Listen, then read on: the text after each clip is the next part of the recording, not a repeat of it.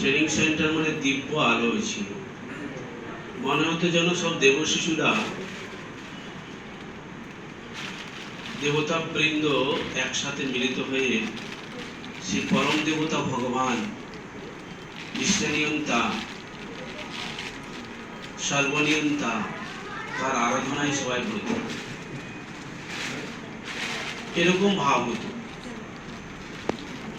গুরু মহারাজ বিশ্বনিয়ন্তা, সর্বনিয়ন্তা, গুরু মহারাজ নিজে মুখে বলেছেন, সর্বনিয়ন্তা স্বয়ং সম্পূর্ণতার রূপে অবতীর্ণ, বিশ্বজীবের প্রতি অপার হইতে করুণা বিগলিত চিত্ত ভগবান মানুষ দেহ ধারণ করে জগদাচার্য রূপে ভারতকে তথা সমগ্র জগৎকে মহামুক্তির পথে পরিচালনের জন্য আবির্ভূত হয়ে বিশ্ব মানবকে বলছেন আচার্য মন বিজানিয়া, আমি আবার আচার্য রূপে আসিয়াছি, ওরে তৃষিত তাপিত আর্ত মানব, আমাকে আশ্রয় করো।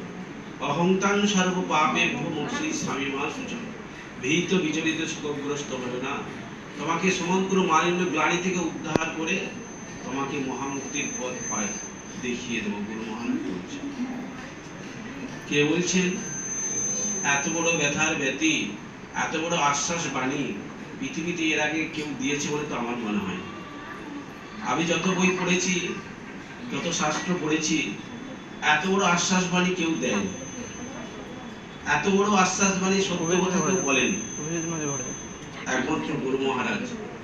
তিনি বলেছেন, তিনি এই যুগের আচার্য ভগবান, তোমাদের প্রাণ দেবতা। বলছে আমাকে যে কোনো ভাবে হোক সম্পর্ক করো, সম্পর্ক পাতাও, আমি তোমার মনোমত ভাবে তোমাকে আমার প্রতি আকর্ষণ করি। এত এত বলছে, যে কোনো ভাবে মাতা পিতা প্রতিপুত্র বন্ধু সখা, যে কোনো ভাবে যেমন করে খুশি আমার সাথে যুক্ত হও, সম্পর্ক পাতাও, আমি তোমার মনোমত ভাবে তোমাকে আমার প্রতি আকর্ষণ করি। কে বলছে? গুরু মহারাজ বলছে। এইরকম কথা কি আরো কারো মুখে শুনেছো? কেউ বলেছে? কোথাও শুনেছো? কেউ বলেছে? কেউ বলে। গুরু মহারাজ, আমরা যারা এখানে উপস্থিত আছি তারা আমরা খুবই সৌভাগ্যবান। তিনি কিরকম ছিলেন জানেন? তার চিন্তা করা যাবে না তিনি কিরকম ছিলেন। এত কষ্ট, এত কষ্ট, এত কষ্ট করেছে আমাদের জন্য। সংঘ গঠন করছেন আমাদের জন্য, কত কষ্ট করছে। বিছানা নেই, একটা পাটি পেতে শুয়ে আছে, ফ্যান নেই, লাইট নেই, বালির উপরে, পুরীতে বালির উপরে একটা টিনের ছাউনি একটা ঘর, সেটি পুরীর আশ্রম, প্রথম আশ্রম। প্রথম আশ্রম, পাশে বাড়ি ভাড়া করা হয়েছে। গুরু মহারাজ ওই বাড়িতে গেলেন না, বলছে আমার ঘরেই থাক।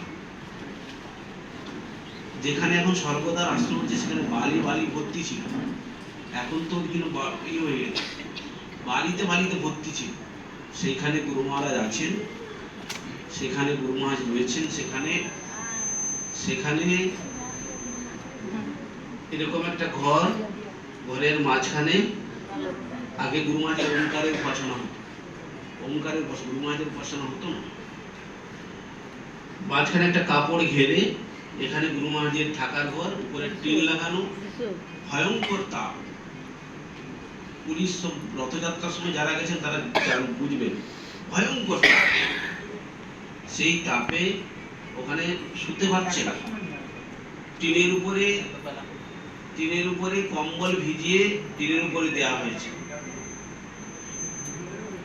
এখানে একটা পাটি পেতে দেওয়া হয়েছে, শীতল পাটি, সেটার উপরে শুয়েছে। সবাই যে যা চলে গেছেন। গুরু মহারাজ অরূপানন্দজি পাশে বসে আছে, অরূপানন্দজি হাওয়া করছেন, বলছে শরীর দিয়ে যেন জল ঝরঝর করে বেরিয়ে যাচ্ছে।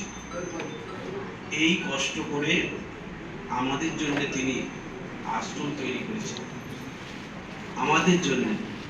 আমরা তো এখন পুরীতে গেলে কত ভালো থাকতে পারি, কত আরাম, কত কিছু আনন্দ পুরীতে গেলে আমরা থাকতে পারি। কিন্তু যিনি এই সংঘের সৃষ্টি করেছেন, এই যে চারন্দল বিজ্ঞানানন্দজির নেতৃত্বে কলকাতা শহরে ঘুরে ঘুরে কালেকশন করছে, কর্নওয়ালি স্ট্রিটে তখন আশ্রম, কি করবে ভাড়া বাড়ি, আর জায়গা আছে ভাড়া বাড়িতে আশ্রম ঘুরে ঘুরে কালেকশন করছে। স্বামীজিরা কালীঘাটের পাড়াতে কালেকশন করছে। সেখানে গুরু মহারাজ 10টার সময় পৌঁছে গেছে, চাল নিয়ে, ডাল নিয়ে আর খড়ি নিয়ে। খড়ি, চাল ডাল খড়ি কড়াই নিয়ে পৌঁছে গেছে। সেখানে কালীঘাটের একটা পাশে মাটি খুঁড়ে সেখানে কড়াইতে করে ভাত রান্না করে একটা সবজি ডাল করে বসে আছে। স্বামীজিরা কালেকশন করে আসলো। স্বামীজিরা 1টার সময় কালেকশন করে এলো। ওই যেমন মা যেমন রান্না করে বসে থাকে, ছেলেরা আসবে, গুরু মহারাজ ঠিক ওরকম রান্না করে বসে আছে। সবাই আসলো, সবাইকে খাইয়ে টাইয়ে তারপরে আবার সবাই কালেকশনে চলে গেল। তারপরে গুরু মহারাজ আশ্রমে, যেখানে ভাড়া বাড়িতে আশ্রম, সেখানে চলে গেল। এইরকম করে করে আশ্রম বানিয়েছেন গুরু মহারাজ। আজকে যে এত আশ্রমের এত প্রতিপত্তি, এত কিছুই ছিল না। এই জন্য গুরু মহারাজ বলছেন, চারন্দল আমার প্রাণ, চারন্দল আমার প্রাণ। গুরু মহারাজ বলছেন 216 পাতায় গুরু মহারাজের জীবনীটা পড়বেন, 216 পাতায় সেখানে লেখা আছে চারন্দল আমার প্রাণ। সঙ্গেরা যা কিছু হয়েছে, এই চারন্দল না থাকলে কিছুই হতো না। আপনারা যে চারন্দলকে পয়সা দেন, সেটি দিয়েই সঙ্গ চলে। সঙ্গে যা কিছু সেটা দিয়ে হয়। একটা সাধু অসুস্থ হয়ে পড়ে আছে, হিরণময়ানন্দ যে অসুস্থ হয়ে পড়ে আছে, তার ঘরটা নার্সিংহোম বানা হয়েছে আপনাদের পয়সায়, তার সেবা হচ্ছে আপনাদের পয়সায়। কোনো সাধু অসুস্থ হয়ে গেছে, কোনো ব্রাঞ্চে যখন কোনো সাধু অসুস্থ হয়ে যায়, সেখানে তার ট্রিটমেন্ট হয় না, তাকে কলকাতায় পাঠিয়ে দেওয়া। কলকাতায় কিন্তু কাউকে ছুঁড়ে ফেলে না।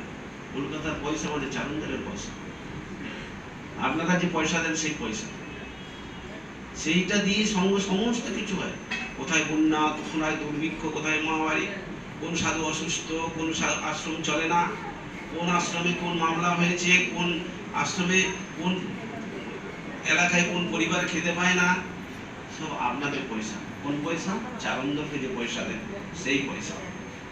মনে রাখবেন, আপনাদের প্রত্যেকটি পয়সা অনেক অনেক, যে 100 টাকা দেন তার 1000 টাকার কাজ হয়, যে 2000 টাকা দেন 20,000 টাকার কাজ হয়, যে 20,000 টাকা দেন তার লক্ষ টাকার কাজ হয়। এই পয়সা দিয়ে লক্ষ টাকার কাজ হয়। তো চারন্দলকে আপনারা সেভাবেই ভালোবাসেন। সেই চারন্দল আজকে এখানে উপস্থিত হয়েছে আপনাদের সবার অনুরোধে, বিশেষ করে ভজন বাবু, তার শৈবাল বাবু, মিঠু বাবু, সবার খুবই ইচ্ছা যে সব জায়গায় পার্টি অন্নকূট করে, আমাদের করিমগঞ্জে অন্নকূট করতে হবে। এবার ছাড়বো না। ভজনবাবু বলছেন এবার ছাড়বো না, কিন্তু বলে দিলাম এবার ছাড়বো না, এবার করতেই হবে। তো সেই তাদের ভক্তের যদি ইচ্ছা, ঐকান্তিক ইচ্ছা হয়, ভগবান পূর্ণ করে থাকে। আজকে সেই পূর্ণ দিন, পূর্ণক্ষণ, আজকে গুরু পূর্ণিমা, মহাতিথি। সেই ভগবান প্রণবানন্দজি মহারাজের শ্রী চরণতলে আমরা সবাই পরিবেশন করেছি। তিনি যেমন একদিকে সংগঠক, ব্যথার ব্যথী, তিনি উদ্ধারকর্তা, তিনি সব। তার মতো সংগঠক পৃথিবীতে এর আগে আসে নাই, একমাত্র শ্রীকৃষ্ণ ভগবান এসেছিলেন। তার মতো প্রেমময় কেউ আসেনি, একমাত্র শ্রীকৃষ্ণ ভগবান এসেছিলেন। তার মতো আধ্যাত্মিক জগতে এত অল্প বয়সে আধ্যাত্মিক জগতে শ্রেষ্ঠ স্থান অর্জন করা একমাত্র শঙ্করাচার্য করেছিল, এর আগে কেউ পারেন। তো সেই আজকে গুরু পূর্ণিমা তিথিতে আমরা পূর্ণমতি অনুষ্ঠানে সবাই মিলিত হয়েছি। গুরু